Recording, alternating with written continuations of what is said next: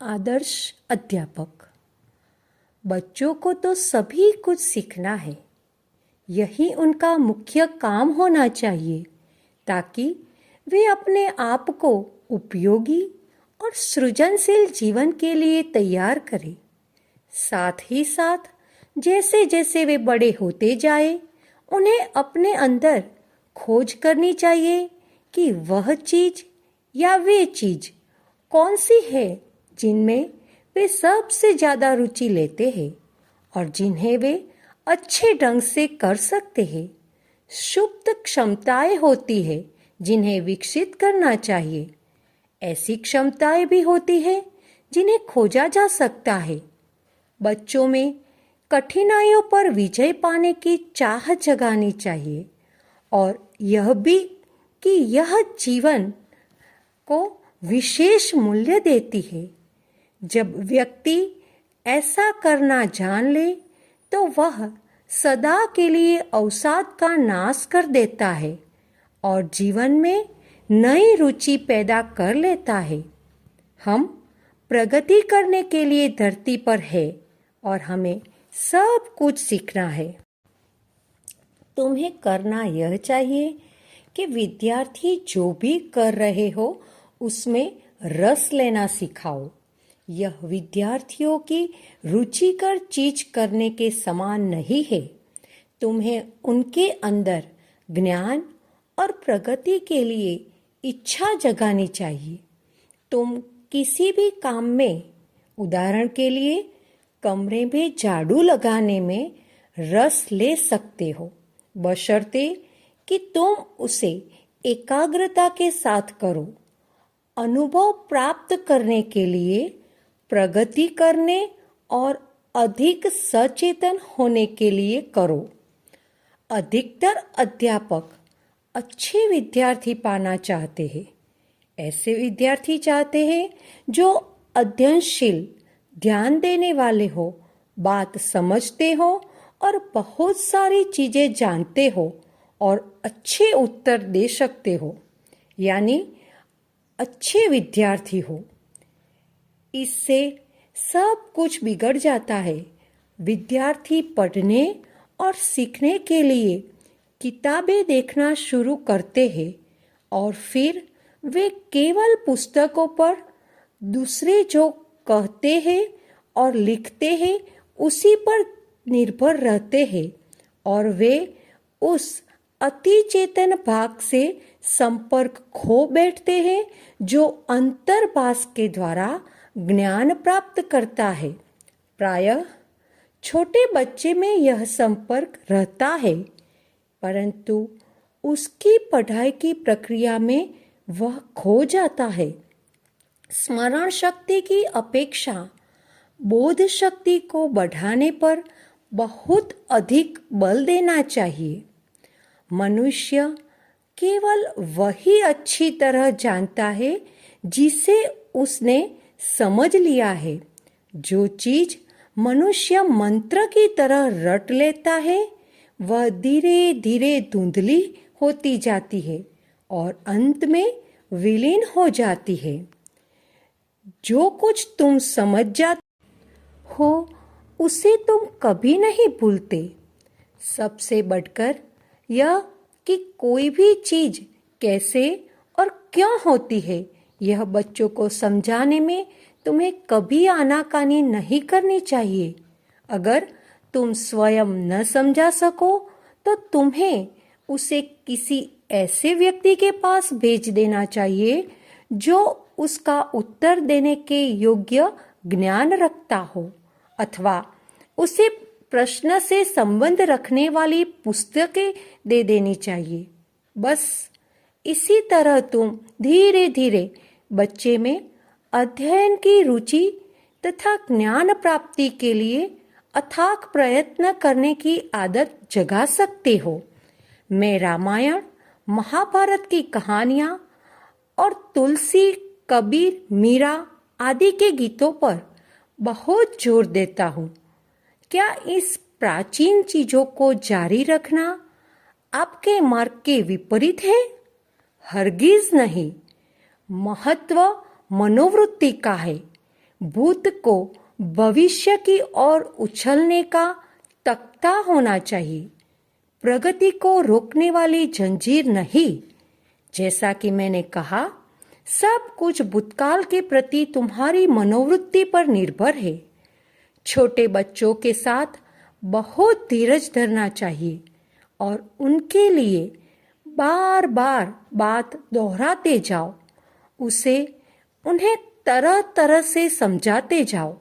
धीरे धीरे ही वह उनके मन में प्रवेश करेगी। काम में नियमित होने की अपेक्षा बुद्धि और समझने की क्षमता निश्चित रूप से ज्यादा महत्वपूर्ण है। स्थिरता बाद में प्राप्त की जा सकती है। बच्चों की संभावनाओं का मूल्यांकन करने के लिए साधारण नैतिक विचार कम ही उपयोगी होते हैं। विद्रोही, अनुशासनहीन, जिद्दी स्वभाव वाले प्रायः अपने अंदर वे गुण छिपाए रहते हैं जिनका उपयोग करना सीखा नहीं गया है। हो सकता है कि निठल्ले भी शांति और धैर्य की बड़ी संभावनाओं को छिपाए हो। खोजने के लिए पूरी दुनिया पड़ी है और सरल समाधान शायद ही किसी काम के होते हो। विभिन्न चरित्र को पहचानने और उन्हें अच्छी तरह उपयोगी बनाना जानने के लिए अध्यापकों को छात्रों से कहीं ज्यादा मेहनत करनी होगी। सफल अध्यापक 1. पूरा आत्मसंयम।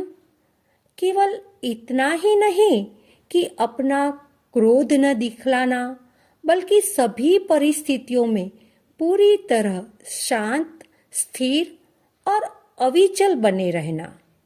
2.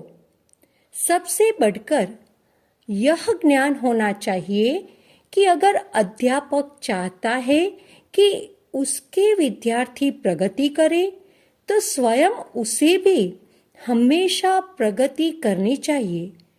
उसे कभी वह जो है या वह जितना जानता है उससे संतुष्ट न रहना चाहिए। 3.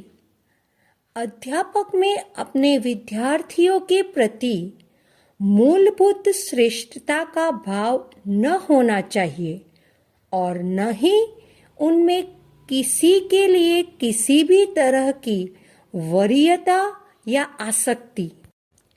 4.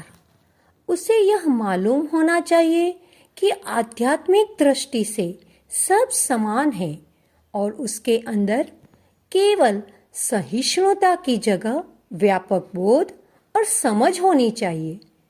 अध्यापक को हमेशा समय पालन करना चाहिए। उसे हमेशा ठीक वेशभूषा के साथ शुरू होने से कुछ मिनट पहले आ जाना चाहिए और सबसे बढ़कर उसे कभी झूठ न बोलना चाहिए ताकि उसके विद्यार्थी कभी झूठ न बोले। उसे कभी विद्यार्थियों पर गर्म न होना चाहिए ताकि विद्यार्थी कभी क्रोध न करे और यह कह सकने के लिए उपद्रव का अंत प्रायः आंसुओं में होता है। उसे कभी उनमें से किसी पर हाथ न उठाना चाहिए। ये बिल्कुल प्रारंभिक और मौलिक बातें हैं जिनका अभ्यास बिना अपवाद के हर विद्यालय में होना चाहिए। तुम बच्चों पर मनोवैज्ञानिक शासन तभी ला सकते हो जब तुम स्वयं अपनी प्रकृति पर काबू हो। पहले अच्छी तरह से जानो कि तुम्हें क्या पढ़ना है। अपने बच्चों और उनकी विशेष आवश्यकताओं को अच्छी तरह समझने की कोशिश करो। बहुत शांत रहो और बहुत धीरज रखो। कभी गुस्सा न करो। दूसरों का स्वामी बनने से पहले हमें स्वयं अपना स्वामी बनना चाहिए। बच्चों को प्रेम और मृदुता के वातावरण में शिक्षा देनी चाहिए मारपीट नहीं, कभी नहीं। डांट डपट नहीं, कभी नहीं। हमेशा मृदु सहृदयता और अध्यापक को उन गुणों का जीता जागता उदाहरण होना चाहिए जिन्हें बच्चों को प्राप्त करना है। बच्चों को विद्यालय जाते हुए खुश होना चाहिए, सीखते हुए खुश होना चाहिए और अध्यापक को उनका परम मित्र होना चाहिए जो उनको आगे उन गुणों का उदाहरण रखता है जो उन्हें प्राप्त करने चाहिए। और यह सब एकांतिक रूप से अध्यापक पर निर्भर है, इस पर कि वह क्या करता है और कैसे व्यवहार करता है।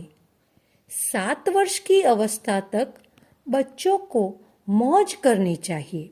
विद्यालय एक खेल हो और वे खेल ही खेल में सीखे। खेलते खेलते उनके अंदर सीखने, जानने और जीवन को समझने के लिए रस उत्पन्न होता है। पद्धति का बहुत महत्व नहीं है, अध्यापक की वृत्ति का महत्व है।